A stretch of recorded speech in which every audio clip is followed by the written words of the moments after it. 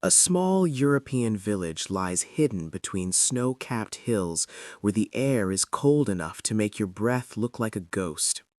The streets are narrow, made of uneven cobblestones, and lined with tiny cottages whose roofs are buried under thick snow. The villagers move quietly, wrapped in heavy woolen coats and scarves, as if sound itself could wake something dangerous. There is no laughter here, only the soft crunch of footsteps and the distant howl of wind through the trees. In the center of the village stands an old mansion, tall and dark like a black tooth in the middle of a white mouth. Its windows are sealed shut, and from inside it, every night, a strange white light shines out like a warning. The light is not warm, it feels cold, as if it has no right to exist. The villagers avoid looking directly at it.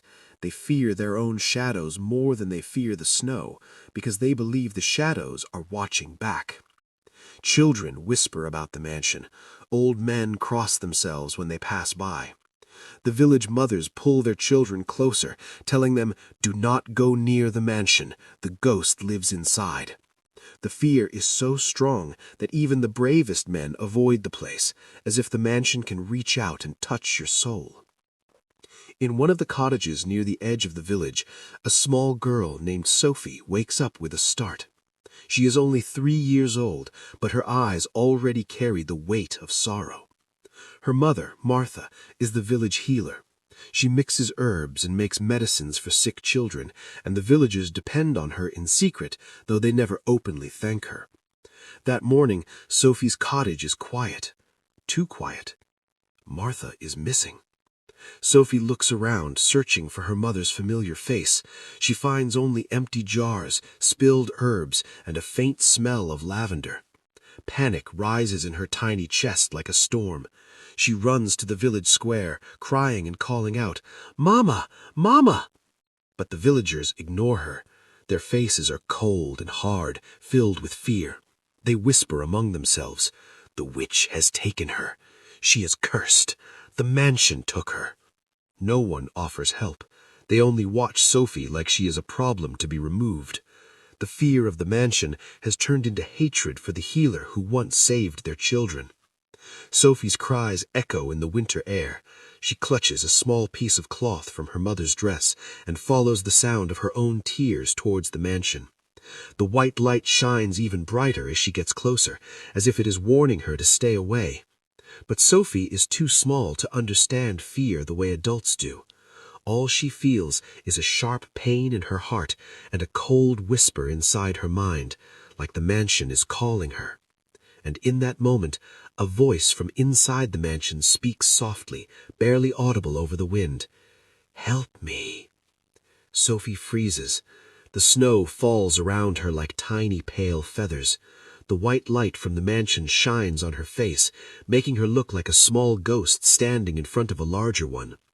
She doesn't understand why, but she knows one thing. Her mother is alive. The village square was full of cold whispers. Snow covered the cobblestones, and villagers gathered in a tight circle as if their fear could protect them. Their faces were tense, and torches flickered, casting long shadows that seemed to move on their own. In the center stood Sophie, a 3-year-old girl, trembling and crying. Her hands held a piece of cloth from her mother's dress, and her eyes were wide with confusion. They were not seeing a child. They were seeing the healer's daughter, the witch's child. The village leader stepped forward, pointing at Sophie. His voice was harsh and angry. "This child is the witch's daughter," he declared. "She must leave. She will bring the curse back." The crowd murmured in agreement. No one defended her. No one dared to oppose the growing hatred. An old woman stepped closer and spoke softly, but her words were cold. "Your mother is gone. You should leave too. It's better this way." Sophie's voice was tiny. "My mama is in the mansion. She is alive." The villagers reacted like she had insulted them, their faces twisted with fear and rage. "The mansion!" someone shouted. "The cursed place!" The village leader's anger grew. "We will not let this village be cursed again. We will take the child away." Before Sophie could understand, a strong man grabbed her arm. She screamed and tried to pull away, but the villagers held her tightly. Snowflakes fell on her face as tears mixed with the cold air. She looked back at the mansion, where the white light shone brighter than ever. Then a calm voice broke through the chaos. "Don't be afraid." Sophie froze. She looked toward the forest and saw a tall figure standing at the edge, an old man with a weathered face wearing a long coat. His eyes were calm, but his presence was strong. The villagers stared. "The Mountain Man," someone whispered. "A legend." The Mountain Man stepped forward and said calmly, "Let the child go." The village leader laughed. "Who are you to tell us what to do?"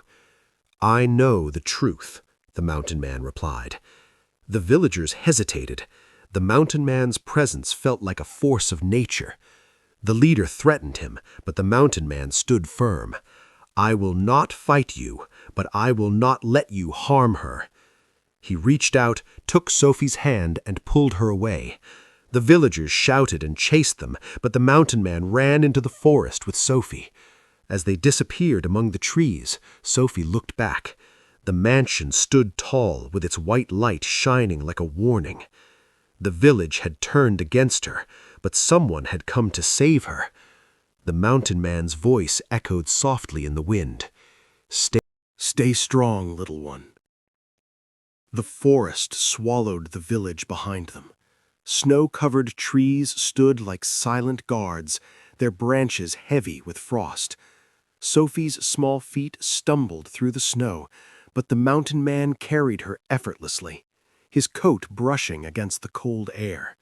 He moved with a calm confidence, as if he belonged to the mountains more than to the world of people. Sophie's tears had stopped, but her eyes remained wide with fear. She clutched the piece of cloth from her mother's dress tightly. The villagers' voices were far behind now, replaced by the soft whisper of the wind through the trees. The Mountain Man didn't speak much.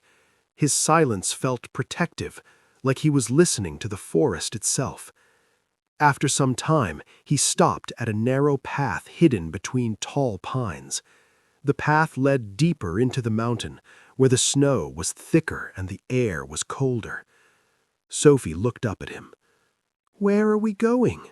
she asked, her voice trembling. The Mountain Man knelt down and looked into her eyes. His face was weathered, but his expression was gentle. "To a place where fear cannot reach you," he said. "A place where you will be safe." Sophie didn't understand everything he said, but she felt the truth in his voice. She nodded slowly. They walked for hours, and the village disappeared completely.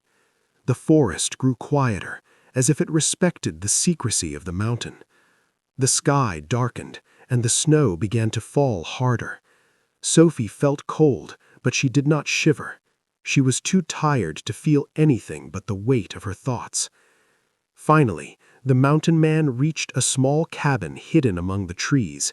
It was made of dark wood, with smoke rising from the chimney. The cabin looked old but sturdy, like it had survived many winters. He opened the door and stepped inside. Warm air rushed out, filled with the smell of pine and burning fire. Sophie stepped in slowly, blinking as her eyes adjusted to the light.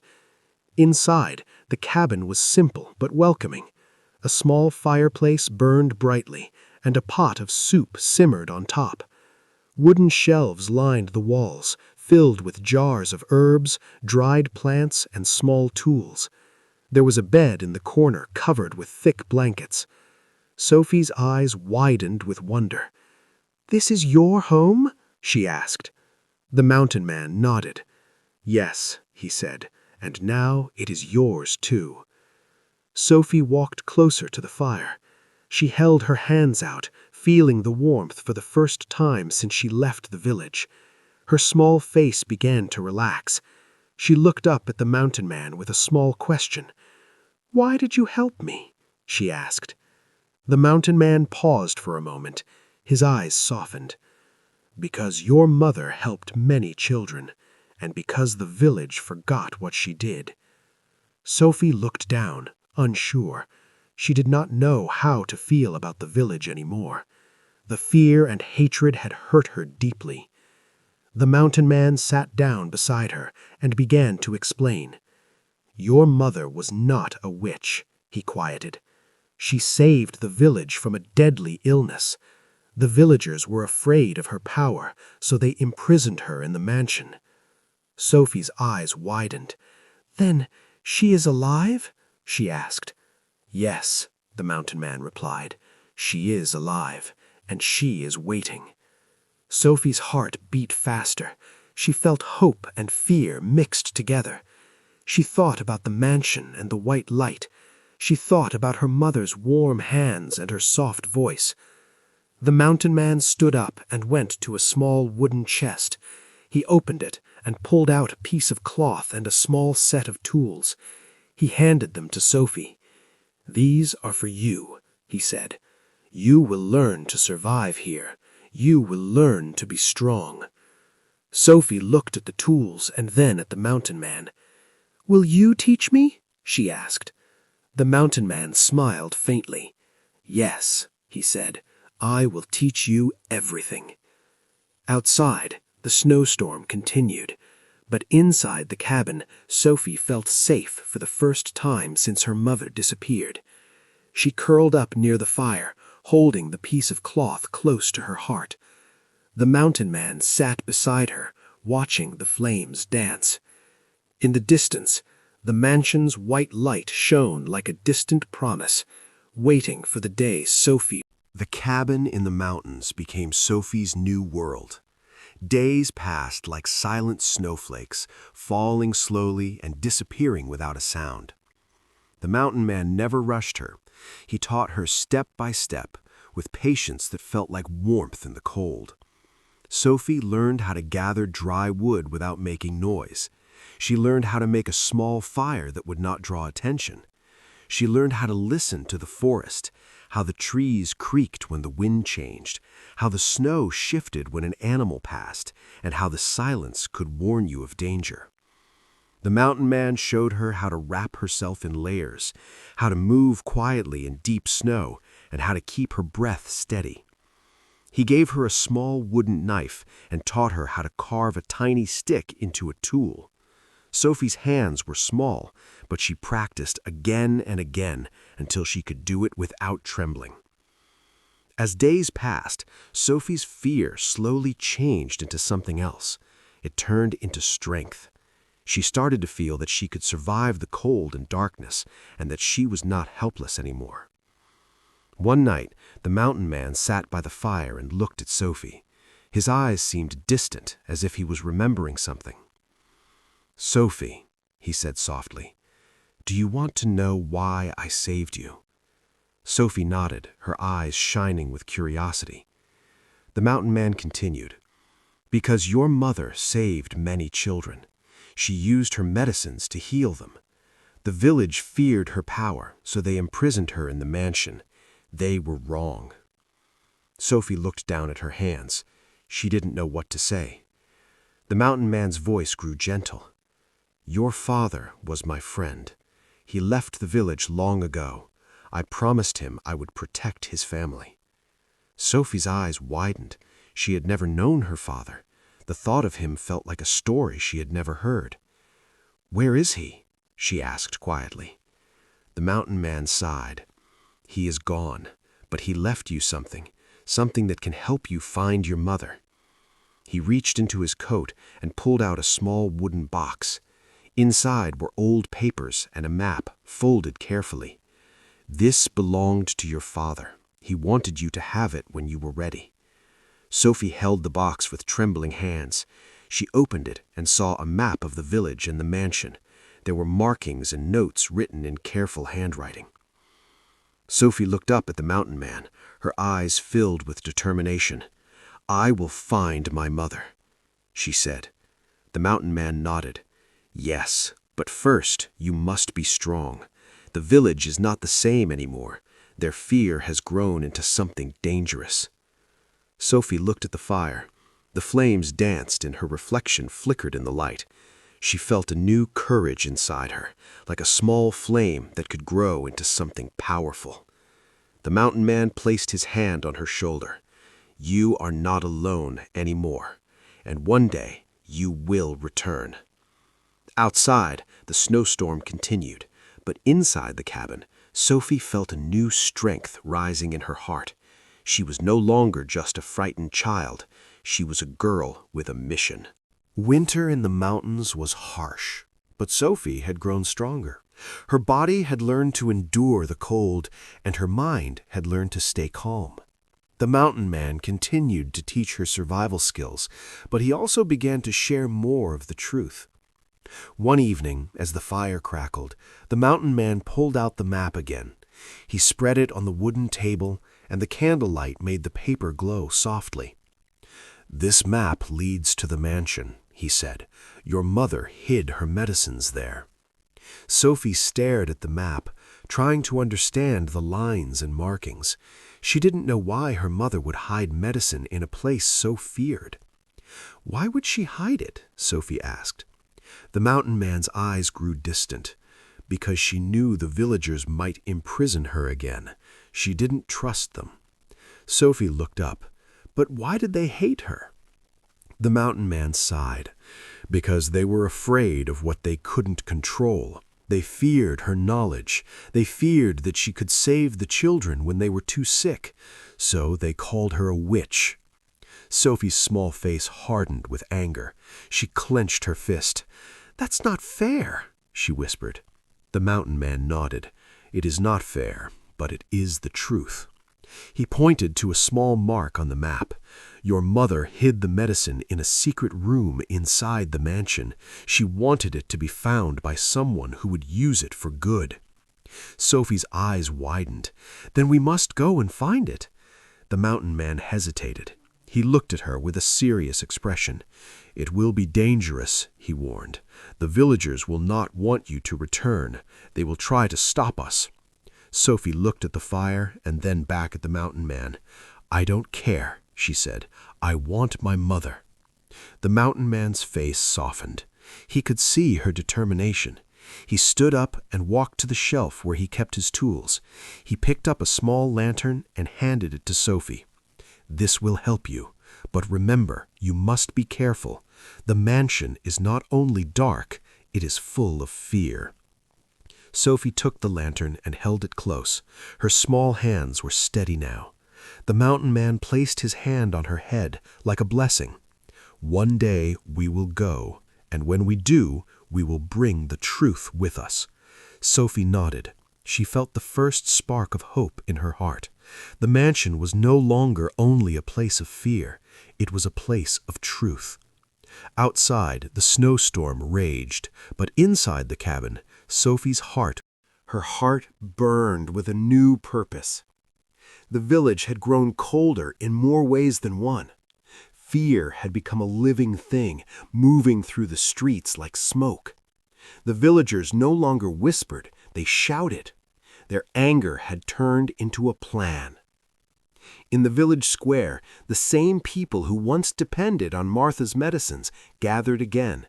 But this time their faces were hardened with rage. Torches burned in their hands, and the white light from the mansion flickered in the distance like a warning. The village leader stood in front of the crowd, his voice booming across the square. "We will go to the mansion," he declared. "We will bring the witch out and end this curse once and for all." The crowd cheered loudly. Some villagers held ropes, others held wooden sticks and old tools. Their eyes were filled with hatred and fear, but also with a strange hope that their actions would make them safe again. In the center of the square, a small girl stood silently. Sophie had returned to the village with the mountain man, and the villagers had noticed her. They watched her with suspicion and anger. Sophie felt their eyes like icy needles. The mountain man stood beside her, his face calm but alert. He did not speak, he only watched the crowd. Sophie's heart beat fast. She could feel the fear in the air, but she also felt a strange strength inside her. She remembered the lessons the mountain man had taught her. She remembered her mother's kindness. She remembered the map and the hidden medicine. The village leader raised his hand. "Move!" he shouted. "We go now!" The villagers began to march toward the mansion. The snow crunched under their boots, and the torches lit their path. The air was filled with the sound of shouting and the smell of smoke. Sophie walked beside the mountain man. Her small steps were steady now, and she held the lantern close. She was not as scared as before. She felt like she was walking towards something important. As they approached the mansion, the white light grew brighter. The mansion stood tall, dark, and ominous, like a tooth in the middle of a white mouth. The villagers stopped in front of it, and the leader raised his voice once more. "Open the door! Martha, come out!" The white light from the mansion flickered, then grew even brighter. For a moment, the villagers thought the mansion would remain silent, but then a soft voice echoed from inside. "Please, listen." The villagers froze. The voice was familiar, but they could not place it. Sophie's eyes widened. She recognized it. "Mama?" she whispered. The mountain man looked at Sophie and nodded. He knew what was coming. The villagers stared at the mansion in fear. The white light shone stronger, and the air felt colder. The truth was about to be revealed. The villagers stood before the mansion like a crowd of frightened shadows. The white light from inside shone brighter than ever, making the snow around them look like it was glowing. The torches in their hands flickered and trembled, as if even fire was afraid of what was inside. Sophie's small body stood still. Her heart beat fast, but she didn't cry. She felt a strange mix of fear and hope, like she was standing at the edge of a cliff and didn't know if she would fall or fly. The mountain man stayed close to her, his eyes fixed on the mansion's door. He did not speak, but his presence was steady like a rock. The village leader stepped forward and shouted once more, his voice echoing through the cold air. "Martha, come out! We know you are inside. You will pay for your curses." For a moment there was silence. Then, slowly, the mansion door creaked open. The villagers gasped. The white light grew stronger, and a figure appeared in the doorway. It was Martha. She was not a ghost. She was not a witch. She was a woman, worn by fear and loneliness, but still standing strong. She held a small torch in her hand, and her eyes were calm. She looked at the villagers with a quiet sadness. "Martha," whispered Sophie, her voice trembling. Martha's eyes moved toward her daughter. She took a step forward and held the torch higher, shining light on the faces of the villagers. The villagers stared at her, shocked. Their hatred began to fade, replaced by confusion. Martha spoke clearly, her voice steady. "I am not a witch," she said. "I am a healer. I saved your children from a deadly illness. You should be thanking me." The village leader's face turned pale. He looked down, unable to meet her eyes. Martha continued, "You feared my power, so you locked me in this mansion. But I did not come here to harm you. I came here to hide my medicines. I knew you might imprison me again." She lifted the torch and showed the villagers a small bag filled with medicine bottles. The glow from the torch made the bottles shine like jewels. "This medicine can cure your children." The villagers were silent. Their faces changed. Some looked ashamed. Some looked afraid. Some looked like they wanted to run away. Sophie ran forward and hugged her mother tightly. Martha wrapped her arms around Sophie, holding her close. The mountain man watched quietly. His eyes showed relief. For the first time, the villagers realized the truth. Their fear had destroyed their own people. The village leader stepped forward, his voice soft. "We were wrong. We were afraid. We did not see the truth." Martha looked at him, her expression calm but firm. "Fear can make you cruel, but truth can heal." The villagers lowered their heads. They looked at Sophie and then at the mountain man. Their fear was gone, replaced by regret. Sophie looked up at her mother and then at the mountain man. She knew what she wanted. She wanted a new life, away from fear, away from hatred. And she Knew she could find it. The village was quiet now. The torches burned out slowly, and the villagers stood in silence, staring at the mansion and the healer who had saved them.